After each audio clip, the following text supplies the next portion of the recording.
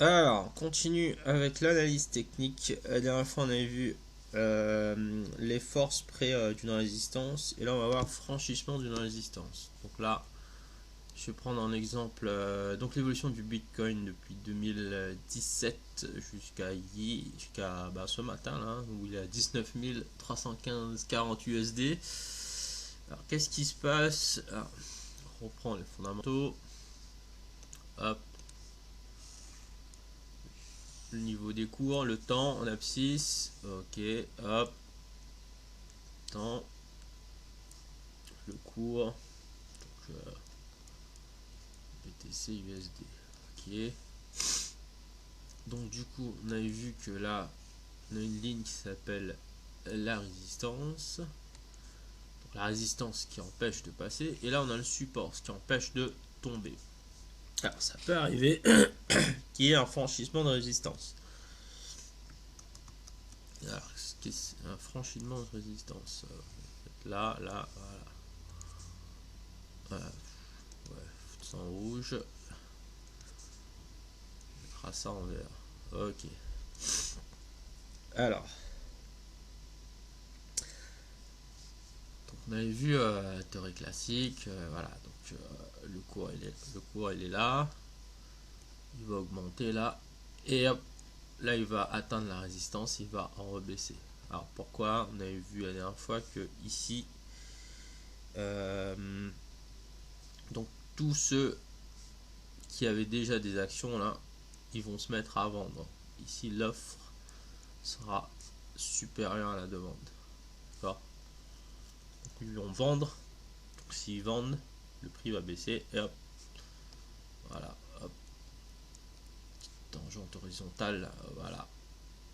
Et après ici on verra que ici c'est l'inverse, la demande supérieure à l'offre, parce qu'ils savent que le prix va remonter. Donc voilà, donc la vie d'une résistance d'un support c'est ça. Hop, un petit voilà. Maintenant ça peut arriver que la résistance elle soit franchie. D'accord, si je fais sur le même schéma, hop, en rouge c'est mieux. Là je mets ça en vert, ok. Alors, on va prendre un vrai exemple. Donc, le Bitcoin, donc 2017, il y a eu un effet d'euphorie et il était monté jusqu'à 17 000, 19 000, ouais, 19 000 de mémoire. Et pendant de 2017 jusqu'à décembre 2020, donc 4 mois après la fin de la pandémie, donc voilà, Bitcoin il était là. Il restait bloqué en 17 000 USD. Et c'était quoi le plus bas là? 4000, on va dire 4000. Ok. Ah, il faisait ça, hop, il a monté jusqu'à 17 000. Ceux qui l'avaient là, ici, se sont dit, hop, ils savent que ça montera pas plus. Donc ils se sont dit, hop, je vends.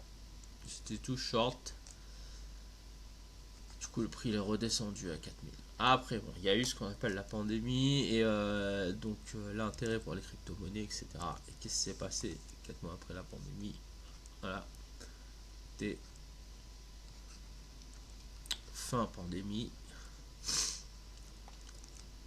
et l'adoption de la crypto-monnaie avec les grandes institutions, notamment Elon Musk qui a tweeté, là, quand ça va arriver là,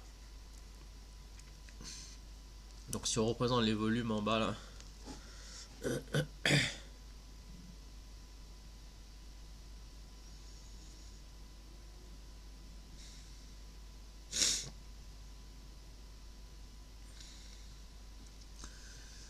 donc voilà, si je représente des volumes là ici,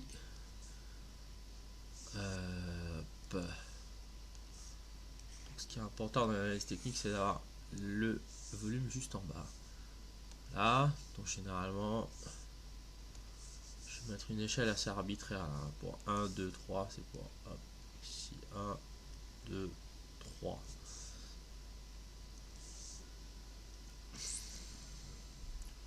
Voilà, de base les volumes, voilà, c'est 1, 1,5, machin.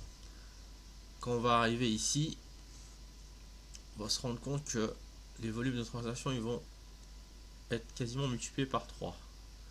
C'est-à-dire qu'il va se passer quelque chose.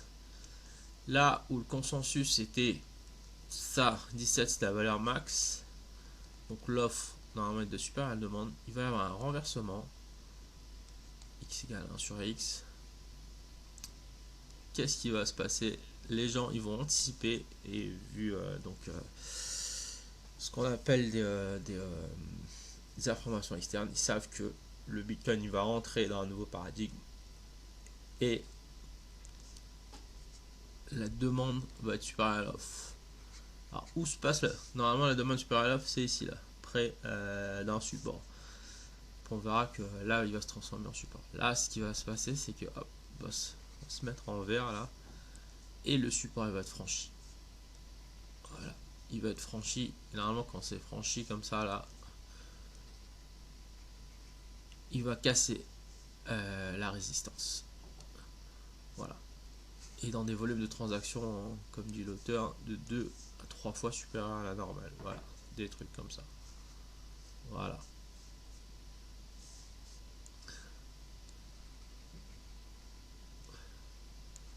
Voilà ce qui est pour un franchissement d'une résistance. Après, bon, on va un peu la petite histoire. Donc là, on était dans la bulle post-Covid, là. On est arrivé jusqu'à mars 2021. Elon Musk qui tweet qui croit plus au Bitcoin commence à perdre. Premier crash. Et après, ça reprend en euphorie. Deuxième crash. Et voilà, depuis, avec la récession annoncée, la guerre en Ukraine. Et voilà, depuis, il est bloqué dans ce range de 20 000 à peu près. Voilà.